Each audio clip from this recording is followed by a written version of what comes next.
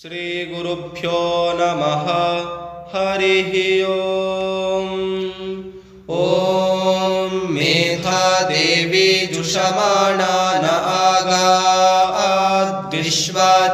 भद्रा सुमनस्यमाना त्वया जुष्टानुदमाना दुरुक्तान् बृहद्वदेम विदथे सुवीराः त्वया जुष्टऋषिर्भवति देवि त्वया ब्रह्मागतः श्रीरुतत्वया त्वया जुष्टश्चित्रं विन्दते वसुसानो जुषस्वद्रविणो न मेधे मेधां म इन्द्रो ददातु मेधां देवी सरस्वती मेधां मे अश्विना बुभावा धत्तां पुष्करस्रजा अप्सरासु च या मेधा गन्धर्वेषु च यन्मनः दैवी मेधा सरस्वती सा मां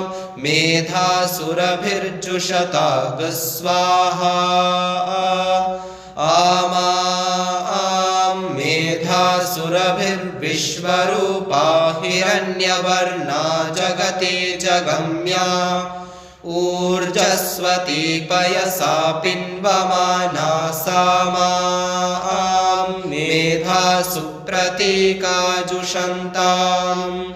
ॐ शान्तिः शान्तिः शान्तिः।